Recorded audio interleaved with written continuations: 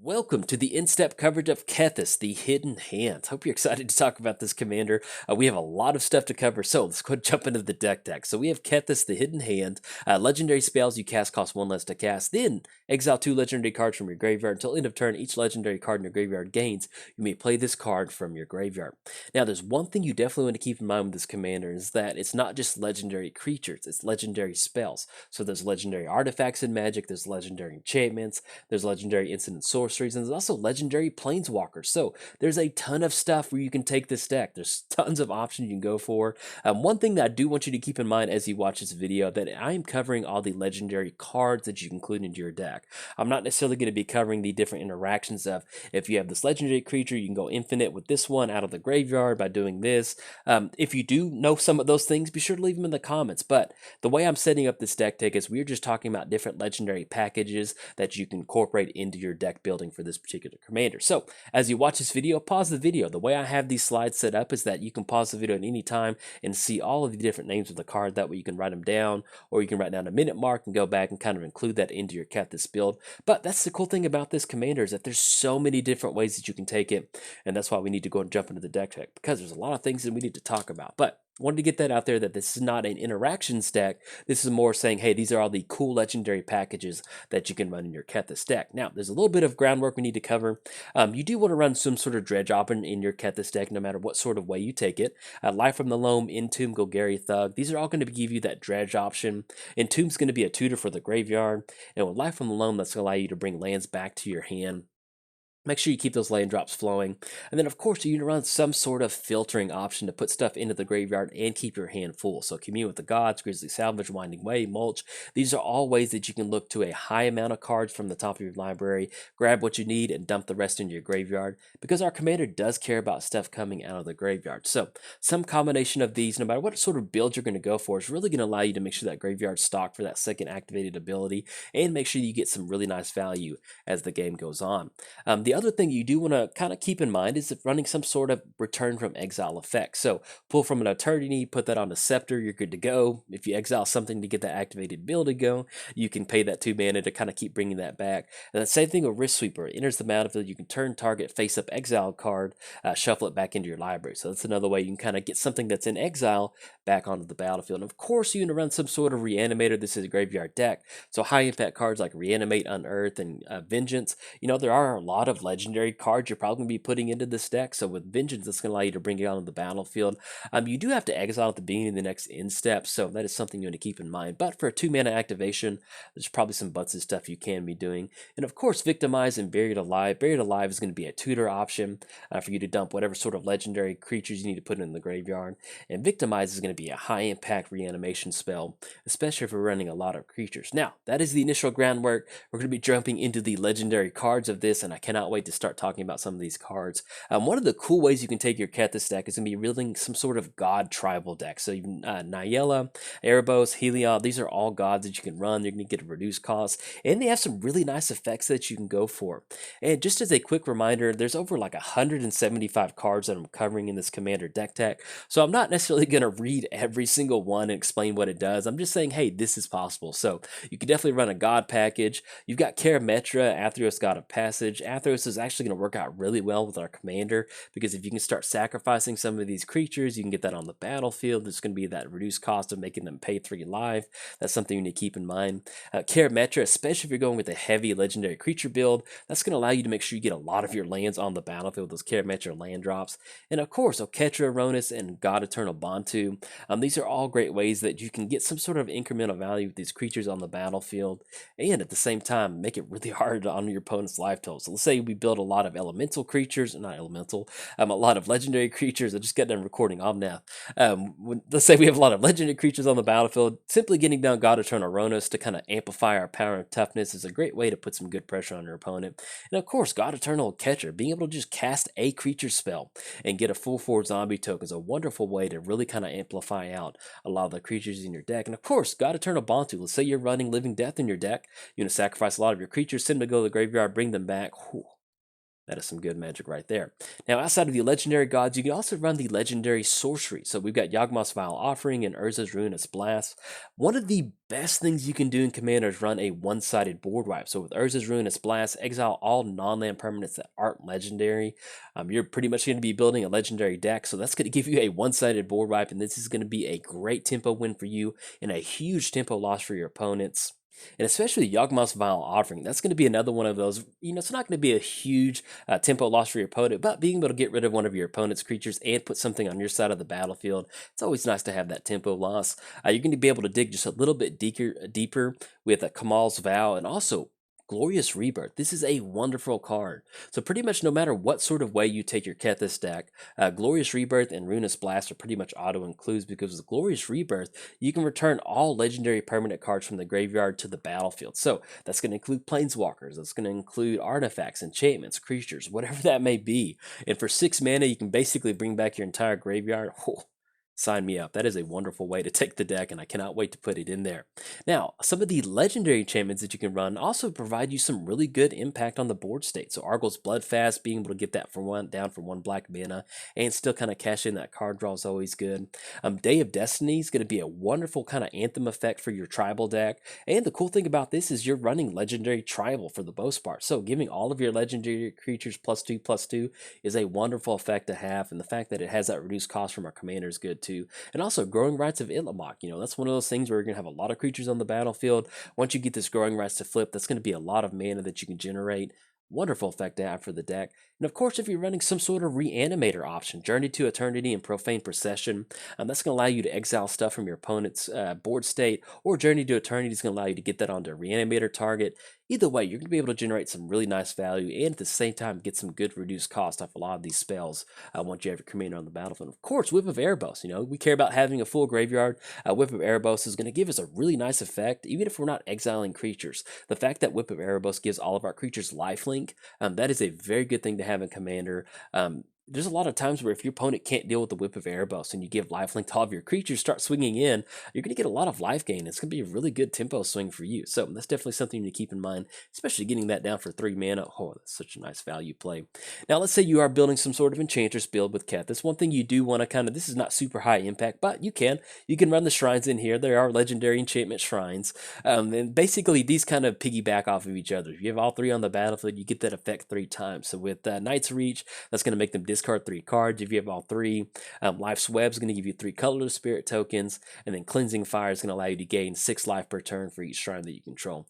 Now, pretty much you're probably not going to be running these unless you're running a heavier Enchantress build, but it's totally you can definitely build a really stout Enchantress build with Kethis, because there's a lot of, green whites you care about drawing cards whenever enchantment enters the battlefield, and these are definitely good includes to get that reduced cost and get some nice value during your upkeep. Now, speaking of enchantments, there's some legendary enchantments that help kind of transition you into a Planeswalker deck, and that's going to be the different Oath cards. You have Oath of Liliana, Oath of Kaya, Oath of Gideon, you have Oath of Ajani, Oath of Nissa. All of these interact with Planeswalkers in some form or fashion, so these are great options to get down. You can get that reduced cost, and at the same time, once you get your Planeswalkers down, that's going to allow you to do extra things and just basically just almost take over the game. Running a combination of Oath of Liliana and getting down the reduced cost of your Planeswalkers, it's going to be really hard to deal with the board state that you've got developed. In fact, that's going to bring us over to these Planeswalkers. So there are a ton of Planeswalkers you include in your Kethis deck. For this deck tech, I decided to primarily hit on legendary permanents that were not Planeswalkers, because with Planeswalkers, once they enter the battlefield, they're kind of like in their own little shell. They generate some sort of value contained in them. So there's a ton of options that you can go for out there. Liliana is going to keep on theme with the graveyard ability that we're going for. Elspeth's going to be some really good board control and give you some good tokens. Yorick Wildspeaker is going to be a great option to get some sort of ramp. Johnny's going to be a great Super Friends option to go for. You can go for that -2 to put some extra loyalty counters on your Planeswalkers. And of course, Vraska is going to keep the board under control. Like I mentioned, there's a ton of Planeswalkers you can choose from. These are just going to be some high impact cards that you can run in your deck, but if you're going to go wild with Super Friends, go for it, because the strength of a Super Friend deck is basically just having a lot of Planeswalkers on the battlefield. So, and everybody has different tastes in Planeswalkers, so at least for the length of the video, I decided just to hit on some of the key cards, and of course, toss in the Chain Veil. If you're running a lot of Planeswalkers, you're going to go for double activations. Let's say you have the Chain Veil, you have all the different Oath of Gideon, Oath of Liliana. I mean, It's nasty what you can do with an Abzan Super Friends deck, and this definitely allows you to get some really good value going on the board really quick. Now, there's some good legendary artifacts that you incorporate into your deck building. Chroma's Memorial, Thran Gateway is going to be a great option to just dump something on the battlefield. You can put a historic permanent. That's going to be, if you're keeping score at home, that's going to be an artifact legendary or a saga, which the deck's going to have a lot of artifacts and legendary options. There's also Paradox Engine, which this deck really does care about being able to cast a bunch of spells. So the fact that you can get a reduced cost on Paradox Engine and still untap some of your mana rocks, that's going to be a good thing to go for. Tamio's Journal and Aetherworks from Marvel, these are also high impact artifacts that give you some really nice value as the game progresses. And of course, if you're building a very heavy creature deck, running Throne of the God Pharaoh, that's going to be a great way to kind of really attack your opponent's life total and get down a legendary artifact at the same time. Now, outside of the actual artifacts on the battlefield, there's some vehicles that you can run that's going to be legendary vehicles. You have Heart of Quran, Sky Sovereign, Weatherlight. You've also got Parhelion #2, Hope of Girapur. There are some dwarfs in white that you can run. So if you need to build some sort of vehicle deck, you could, hey, it's Commander, have some fun. I don't know how strong it's going to be, but there's only really about 5 legendary vehicles. But if you want to do that, hey, go for it. It's Commander. You can build whatever you want to build. There's also the monuments you can go for. These are legendary artifacts. And if you're building a legendary creature deck, all of these monuments are going to give you even more of a reduced cost outside of your commander. So black creature spells, white creature spells, and green creature spells are going to cost 1 less. Then you get some sort of added benefit by casting those creatures. So with Bantu's Monument, that's going to make your opponent lose a life and you gain a life. Oketra's Monument is going to have a token tag along once you cast a creature. And with Rona's Monument, giving that +2 to a creature and giving it trample, it's going to be a really good way to kind of put some pressure on your opponent's Planeswalker. Or if you're in 1-versus-1 commander, basically just swing it with a big creature and really deal some damage. So running some combination of these monuments in addition to a legendary creature build of Kethis is going to be a really good thing to include. Now, outside of the actual monuments, you can run some Voltron package. You can run a lot of legendary equipment. You have Blackblade Reforged, Uazama's Jitte, Kodana's Banner. These are a lot of things that you can get these down, get that reduced cost, and especially there's a lot of Voltron commanders and legendary creatures that are really good and high impact. You also got Hammer and Sword of the Animus. These are all great options for your deck. Sword of the Animus is going to allow you to make sure you can get those early land drops going, and then Hammer is going to make sure you can put some of these pieces of equipment onto your creatures. And one of the best things you can do with this deck, and that's going to be assembling Kaldra. These are all legendary cards, so you can get down Helm, Sword, and Shield of Kaldra. It's just nice to have an Abzan home for Kaldra and actually work out really well to get that reduced cost off the casting some of these spells. But yeah, go wild. Build a Voltron deck. There's a lot of good options you can take this.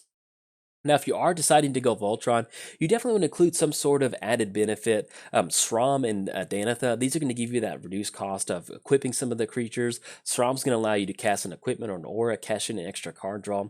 And at the same time, if you're building Voltron, you want to make sure there's as much overlapping value as possible. And both of these creatures certainly allow you to do that. We are in Abzan color, so you can toss in Gorm and Verdus. That's going to be another way for you to kind of put some pressure on your opponent by having Gorm swing in. Verdus is going to be able to deal some damage, especially if you're building Rogue's Passage into your Voltron deck. That's going to make Verdus unblockable. Throw all the equipment on there, and you're good to go. You can also run Miri in here. There's 3 different versions of Miri. They're going to have some sort of good Voltron aspect that you're looking for in a commander. Miri the Curse is going to have Flying, First Strike, and Haste, so that way you can dump a lot of the equipment onto Miri, swing in. Miri is going to make it to where it's going to be a little bit easier for you to swing in with the creature and make it hard for your opponent to swing at you. And with Miri, Cat Warrior, the fact that it has First Strike, Force Walk, and Vigilance, that's going to make it, a lot of the times if you're sitting down at a multiplayer table, somebody's going to be playing green. So the fact that it does have Force Walk, dump all of your equipment on there, and you're good to go. But Miri's definitely a really good option to be one of your Voltron commanders where you're trying to put a lot of that equipment onto that creature.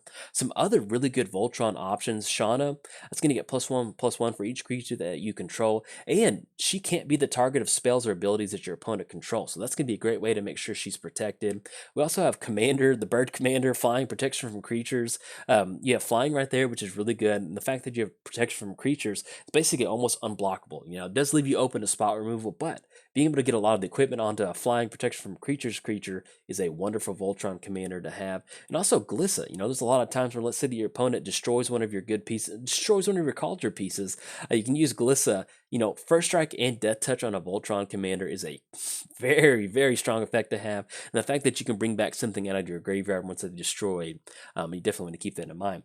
There are also the cats. Cats care about equipment. We have Kimba and Balin. Once again, these are all legendary creatures, so you're going to get that reduced cost from your commander and build a very potent deck. With Kimba, we get all of the equipment onto Kimba. That's going to be a lot of cat tokens.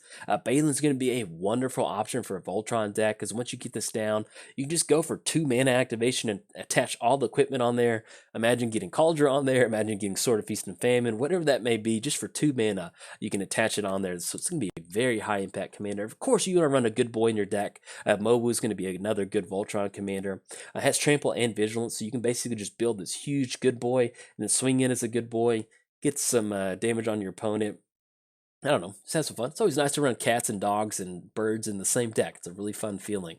Outside of the Voltron packages that you can run, you can also go for kind of like a Death and Taxes style approach to Abzan. Abzan is very good for doing that. You have Kataki War's Wage. It's going to be a really good upkeep cost on your opponent's artifacts. Gaddock T is going to make sure they can't tap out for a bunch of really big spells. And Thalia is really going to mess with your opponent's mana base. Simply having non-basic lands enter the battlefield tapped is a very strong effect, and it's going to make it hard for your opponent to do anything, because it basically kind of sets them back a turn unless they're playing a monocolored deck. Same thing with Bard. That's going to allow them to kind of have some sort of mode effect, that to pay 1 mana to swing and attack you, so you can sit back and build up that nice death and taxes board state. And also with Dust Drinker, you do have to do a little bit of setting up with this, but it is worth to note that lands don't untap during the controller's untap steps. I'm not a huge fan of this ability, but it's going to slot in well with death and taxes, so that's something you do want to keep in mind. And you get to untap one land like a peasant. So do me a favor, if you're going to include this deck in there, this card, Dust Drinker, have some sort of win condition to close the game out. Don't make the entire table untap one land at a time as you sit back and just like bathe in everybody's agony, because there's no worse feeling than somebody getting this down and they don't have a win condition. So if you're going to play this card, win in the next few turns. Otherwise, it's just like torture. Tomek is going to be another great way to where you can kind of protect your graveyard in a way, and then your opponents can't play lands out of your graveyard. This is Commander. There's a lot of interactions out of the graveyard, a lot of people running Life from the Loam. So Tomek's going to be a great way to kind of make sure you keep your opponent's graveyard shut down. Outside of kind of messing with your opponent's board state and their lands, you can also mess with the spells that they're trying to cast. Docin, that's going to make it to where players can only cast spells during their turn. So you get down Docin against a control player, that's going to be really mess with their gameplay. Cabal is going to give you that nice taxing effect, so whenever they cast a spell, they're going to lose 2 life and you gain 2 life. Once you get down Cabal, there's a lot of times where that taxing effect of them losing 2 life, you gain 2 life, is really going to put some work on your opponent's life total, especially if you get this down early. It's hard to kind of bounce back from with Cabal, and especially they don't have any removal for it. And also Thalia, that's going to make non-creature spells cost 1 more to cast. Once again, you just want to keep up with that taxing effect, and at the same time, since you have that reduced cost from your commander, you get down something like Thalia and get a little bit ahead on mana. Quicker than your opponent. Then Vala, that's going to shut down your opponent's activated abilities. There's a ton of activated abilities and commanders, and you can get this down for 3 mana. And also Prison Warden. If your opponent swings in, deals some damage to you, you can flash this guy in and put everybody in prison. I don't know. It's a very Death and Taxes thing to do, to put an entire attacking army into prison. One of the other cool things that you can do with your commanders, build some sort of legendary aristocrats commander. If you don't know what aristocrats is, that's Zulaport Cutthroat. Blood Art is some sort of whenever a creature dies, target opponent loses a life and you gain a life. There's a ton of options out there that really kind of help make this viable. Now, Blood Artist and Zulaport, they aren't legendary, but there's a lot of legendary tools that can help you make this gameplay possible. So with Yahini, sacrifice a creature that is a legendary creature. You can also use stuff like Teysa and Olinda. That's going to give you those really nice amplifying death effects. So let's say that we sacrifice a creature with Yahini. We have Zulaport on the battlefield. We have Teysa. That's going to be double Blood Artist triggers. Let's say we have Olinda on the battlefield. Whenever a creature dies, we get to put a +1 counter on Olinda. So we build up Olinda, get a bunch of +1 counters on there. Then we sacrifice Olinda to Yahini. That's going to be double spirit tokens with Teysa. Let's say we get 20 tokens on the battlefield. That's 40 life loss right there. Either way, there's a ton of options you go for this deck, and the fact that our commander cares about casting legendary cards out of the graveyard, you can recast Teysa or you can recast Alinda back out of the graveyard, rinse and repeat, and just go to town. There's some other good aristocrat tools that you can incorporate into your deck building. Bantu the Glorified, that's a sack outlet. We have Yawgmoth, which once again, that's going to be able to pay a life and draw a card, because one of the things you want to do in aristocrats is just draw a ton of cards. That way you can fuel your graveyard, and at the same time make sure you have enough stuff to kind of combo off and enough creatures to close the game out. And God Eternal Bantu, this is one of those cards where you can sacrifice your entire board, go for some card draw, maybe find yourself a living death, bring all of the aristocrat package out, and just close the entire board out by dealing enough aristocrat damage, which is a beautiful way to close the game out. And of course, something like Ilie or Athreos, that's just really going to allow you to kind of hit on those extra Blood Artist triggers with Athreos and really just attack your opponent's life total, because that's what you want to do. If you're building a graveyard deck, you should have some sort of feedback loop between graveyard, board state, and sacrificing those creatures. So you just want to make life hard for your opponent with aristocrats. One of the other things, talking about the graveyard, is there's a lot of good, this is Obzon, there's a lot of good graveyard creatures you can be running. Marin, Storev, Ravos, Soultender, these all interact with the graveyard in some form or fashion. Marin's going to bring creatures back once you get those experience counters going. Storev, that's going to be a great creature to start swinging at your opponent's life total and bringing back some value. Planeswalkers are legendary too, so that's really going to allow you to bring stuff back. And Ravos Soultender, that's going to give you a nice tribal effect and kind of keep you open as far as whatever you need to go for. Whisper and Chainer, these can be great reanimator targets. Like I mentioned, this is a graveyard-based deck, so sacrificing 2 creatures to return a creature back, then you can recast it with your commander. It's a good effect to run in here. And also something like Tashar, whenever you cast a historic spell that is a legendary creature, you're going to be able to return target creature card with converted mana cost 3 or less from your graveyard to the battlefield. So that's going to allow you to, once you have Tashar down, you're casting your normal stuff you normally would be doing, you can basically just bring back stuff onto the battlefield. So let's say again, we're doing aristocrats. We have Tashar, we cast one of our creatures, we're going to bring back Blood Artists. Either way, you're going to be in a really good spot with Tashar to help kind of keep that value going. And of course, some really good effects are like of Rolls, the Scar Striped, and Safi Eriksdotter. You can sacrifice her to bring another creature back once her creature dies. Or if you simply just want to go wide with a graveyard deck, you can use the Scavenger ability from the Scar Stripe to really kind of build up a nice board state and start swinging at your opponent. Some other good graveyard cards that help kind of interact with the graveyard in the way we have Honored Physician. This is going to allow you to put a creature card on top of your library. Skullbriar is going to be a great option. You get those counters going and you keep recasting it out of the graveyard because you don't lose those counters as it goes to different zones. And then Toshiro, that's going to be a great option where if you get rid of one of your opponent's creatures, you can cast an instant sorcery in graveyard. So these are all ways that you can kind of make sure that your graveyard is basically just an extension of your hand. And a good graveyard deck is you can basically cast anything out of your graveyard at any point during the game. Toshiro definitely allows you to go for that.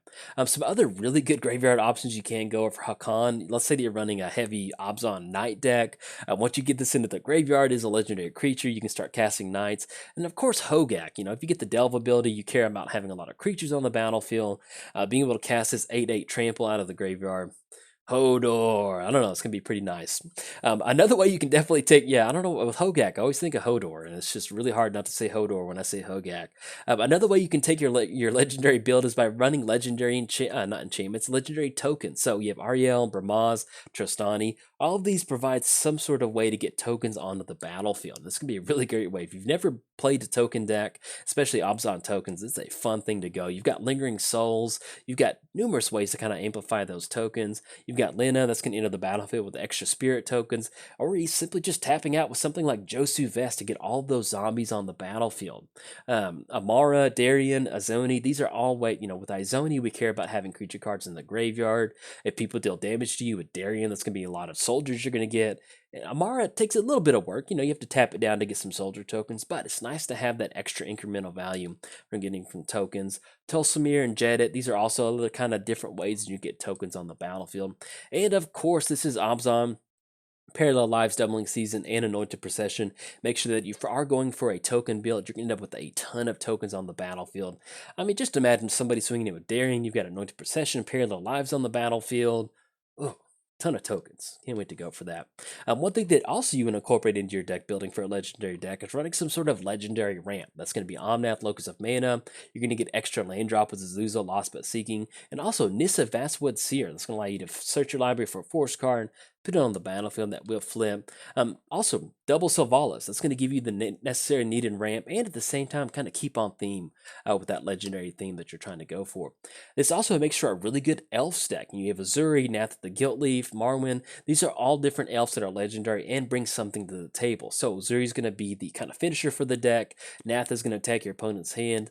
Marwyn's going to be able to add extra mana to your mana pool as more and more elves enter the battlefield. You also have Wind, the Guilt Leaf, that's going to allow you to give some sort of kind of tribal effect to your elves. And also with Rishkar, if you can get some +1 counters on your elves, it may add for a lot of mana. There's just a lot of options. You also run double Reese the Redeemed or Reese the Exiled, whatever it may be. With this being Obzon, there's a ton of really good elf decks you can build. And the fact that your commander is an elf too. Let's say you're going to run the elf that enters the battlefield and makes them lose life equal to the number of elves that you control. There's a lot of good options where you can take this deck, especially with an elf build, and still at the same time get that really good reduced legendary cost. The other thing that you can do with this deck is this is Obzon. Obzon makes for a really good mid-range control-y style deck. So cards like Drana, Anafinza, Timna, these all allow you to get some sort of really nice value at a really good price. So you have Anafinza coming in at a full 4. It's going to keep cards out of your opponent's graveyard. Drana swinging in, that's going to give some +1 counters to your entire board state. There's a lot of times where you can just connect with Drana, get those counters going, and you can get some good value. Same thing with Odric and Vana. With Odric, there's a lot of legendary cards that have some sort of effect, and the fact that you can multiply out that Odric effect to all of your creatures, you end up with this just crazy board state to where it's going to be hard for your opponent to deal with that. Just imagine you have Odric and Vana on the battlefield at the same time. Everybody has Vigilance and everybody has Lifelink, so that's such a good option to go for. And once again, if you are talking about a mid-range deck, Vana is really going to allow you to deal with whatever sort of permanent is on the battlefield. That is a little costly at 7 life, but with Vana, once you swing in, deal that damage, gain that life back, it's really looking at 3 life loss to deal with any sort of permanent on the battlefield, and that is a very strong effect. Same thing with Anafinza. Kali Tusk is a wonderful card. If opponent controls would die, that's going to give you a 2/2 zombie on the battlefield. Like I mentioned, if you're building a token deck, that's going to work out really well with Parallel Lives and Anointed Procession. And of course, some of your bigger creatures, Tetzamach, Obnixilis, these are going to create some sort of pressure on your opponent.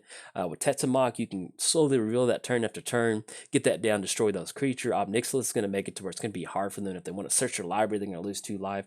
And of course, Mazarek. Everybody's going to be sacrificing something on a multiplayer board state. So Mazarek is a wonderful way for you to get a ton of counters on your creatures and make it hard for them to do anything.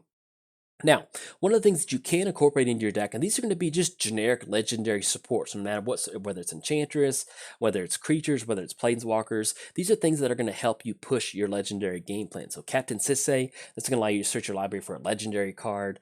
Riki, who knows the entire history of Kamigawa, don't ask him about it because they'll keep going on and on. Whenever you play a legendary spell, you get to draw a card. And then Arvad, that's going to give other legendary creatures you control +2/+2. So it doesn't really matter what sort of legendary deck you're going to go for. You can get down Arvad in an elf deck. That's going to give a lot of your legendary elves +2/+2. These are all just good generic legendary support cards.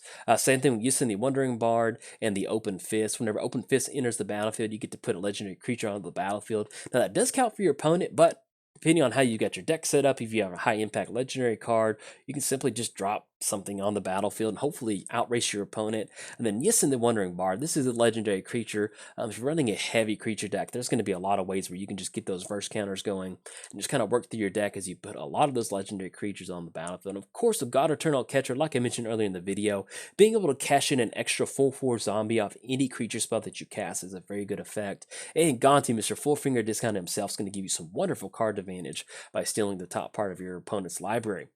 Some other really good legendary support that's going to make your board state really hard to deal with. Avacyn, Angel of Hope, is going to make everybody indestructible. Elish Norn is going to make your opponents -2, give them +2/+2. And of course, CDC, it's going to give you that nice exploitability. You're going to get that reduced cost off CDC and kind of tutor for whatever card that you may need. Also, Sigarda, that's going to be able to protect you. It's going to give yourself hexproof and protect a lot of your creatures.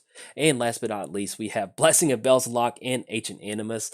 These care about legendary creatures on the battlefield. Ancient Animus is going to allow you to fight some somebody, and blessings is also going to be a really good thing to and pump up some of your creatures. But that is going to be it for the deck tech. Hopefully some of these videos or some of these slides we talked about helped you kind of get some sort of inspiration for your deck. That's the cool thing about Kethis is that it's completely wide open for whatever sort of legendary build you want to go for. But like I mentioned at the end of any of these videos, if there's something that I did not cover, there's some sort of interaction you want to talk about, be sure to leave it in the comments. There's people that come to this video to build their deck, and they definitely want to see what sort of options you may have or some sort of comments that people may go for. But that is going to be it for the video. And if you enjoyed the video, like and subscribe. Thanks. Bye.